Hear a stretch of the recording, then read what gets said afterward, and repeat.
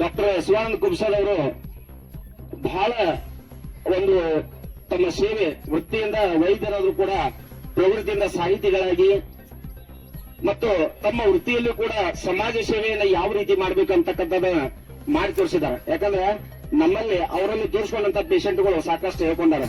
ಯಾಕಂದ್ರೆ ನನಗೆ ಎಲ್ಲಿ ಗುಣ ಆಗಂಗಿಲ್ಲ ಅನ್ನುವಂತ ಪರಿಸ್ಥಿತಿಯೊಳಗಿದ್ದಾಗ ನನ್ನ ಹತ್ತಿರ ಹಣ ಇಲ್ಲ, ನಾನು ತೋರ್ಸಂಗಿಲ್ಲ, ಇನ್ನು ನನ್ನ ಕೊನೆ ಹಂತ ಮುಗೀತು ಅನ್ನುವಂತ ಪರಿಸ್ಥಿತಿ ಇದ್ದಾಗ ಡಾಕ್ಟರ್ ಕುಂಸಲ್ ಸರ್ ತಕ್ಕ ಹೋದಾಗ ಅವರು ಯಾವುದೇ ಫಲಾಪೇಕ್ಷತೆ ಬಯಸದೆ ಅವರನ್ನ ಗುಣಮುಖರಾಗಿ ಮಾಡಿ ಅವರು ವೈದ್ಯ ನಾರಾಯಣ ಹರಿ ಅಂತ ಹೇಳ್ತಾರಲ್ಲ ಆ ರೀತಿ ಅವರು ಎರಡನೇ ದೇವರಾಗಿ ಆ ರೋಗಿಗೆ ಅವರು ಸೇವೆಯನ್ನ ಮಾಡಿ ಚಿಕಿತ್ಸೆಯನ್ನು ನೀಡಿ ಗುಣಮುಖರಾಗಿ ಮಾಡಿದ್ದಾರೆ.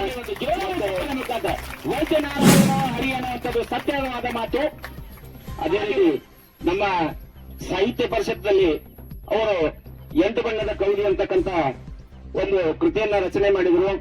ಅವರು ಅದೇ ರೀತಿ ಕನ್ನಡ ಸಾಹಿತ್ಯ ಪರಿಷತ್ತಿನ ತಾಲೂಕಾ ಘಟಕದ ಸಮ್ಮೇಳನ ಇದ್ದಾಗ ನಾವು ರಾಜ್ಯದಲ್ಲಿ ಒಂದು ಏನಾದರೂ ಅದ್ಭುತ ಕಾರ್ಯಕ್ರಮ ಮಾಡಿದ್ರೆ ಅದು ಸರ್ವಾಧ್ಯಕ್ಷರಾಗಿ ಡಾಕ್ಟರ್ ಶಿವಾನಂದ ಕುಂಸಲ್ ಅವರ ಆಯ್ಕೆ ಆದಾಗ ಸುಮಾರು 2 ದಿನ ನಾವು ಕಾರ್ಯಕ್ರಮ ಮಾಡಿದ್ರೆ ಇಡೀ ಸಭಾಭವನ ಎಲ್ಲ ತುಂಬಿ ಹೋಗ್ತಾ ಇದ್ದೆ. ಅಂದ್ರೆ ಅವರು ಅಭಿಮಾನಿ ಬಳಗ ಸಾಕಷ್ಟು ಐತೆ. ಅಂತಹ ವ್ಯಕ್ತಿಗಳು ಇವತ್ತು ನಮ್ಮ ಒಂದು ಸಣ್ಣ ಸನ್ಮಾನವನ್ನು ಸ್ವೀಕರಿಸಲಿಕ್ಕೆ ಆಗಮಿಸಿದ್ದಾರೆ. ಅವರಿಗೆ ನಾವು ಒಂದು ಈ ಶ್ರೀ ಮಡಿವಾಳ ಮಾಚಿದೇವ ಪ್ರಶಸ್ತಿಯನ್ನು ನೀಡಿ ಗೌರವಿಸ್ತಾ ಇದ್ದೇವೆ. ಅವರು ಮುಂದಿನ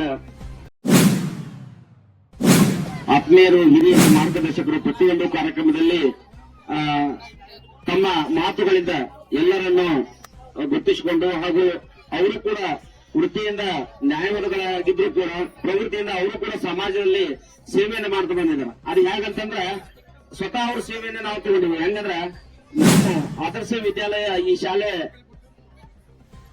ಮುಧೋಳ ತಾಲೂಕಿಗೆ ಒಂದು ಶಾಲೆ ಆದರ್ಶ ಶಾಲೆ, ಅದು ಇಂಗ್ಲಿಷ್ ಮೀಡಿಯಂ.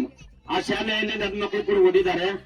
ಆ ಶಾಲೆಯ ನಾನು SDMC ಅಧ್ಯಕ್ಷನಾಗಿದ್ದಾಗ ಆ ಶಾಲೆ ಕೈಬಿಟ್ಟು ಬೇರೆ ತಾಲೂಕಿನ ಕೊನೆಯಲ್ಲಿ ಹೋಗ್ತಾ ಇತ್ತು.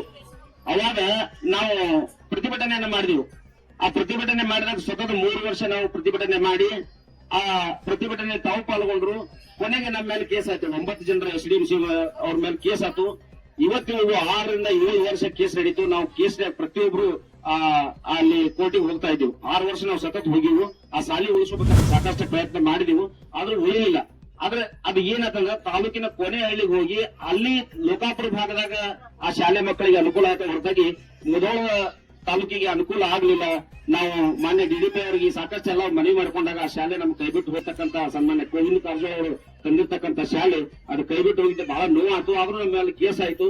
ಆದ್ರೂ ಆ ಕೇಸನ್ನ ನಾನು ಹೇಳ್ಬೇಕಂದ್ರೆ ನಮ್ಮ 9 ಮಂದಿ ಕಡೆಯಿಂದ SDMC ಬಾಡಿ ಮೆಂಬರ್ಸ್ ಏನಿದ್ದು ಅವ್ರ ಕಡೆಯಿಂದ 1 ಪೈಸಾ ಯಾವುದೇ ಫಲಾಪೇಕ್ಷತೆ ಬಯಸಿದ ಆ ಕೇಸನ್ನ ನಡೆಸಿ ಗೆಲುವು ಮಾಡಿಕೊಟ್ರು.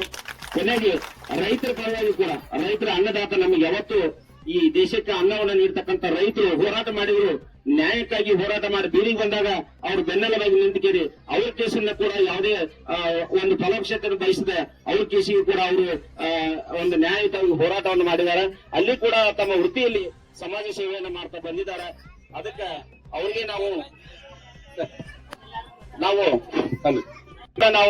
ನಮ್ಮ ಸಮಾಜದ ವತಿಯಿಂದ ಒಂದು ಸಣ್ಣ ಗೌರವ, ಅದು ಶ್ರೀ ಮಡಿವಾಳ ಮಾಚಿದೇವ ಪ್ರಶಸ್ತಿಯನ್ನ ನೀಡಿ ಇವತ್ತು ಗೌರವಿಸ್ತಾ ಇದ್ದೇವೆ.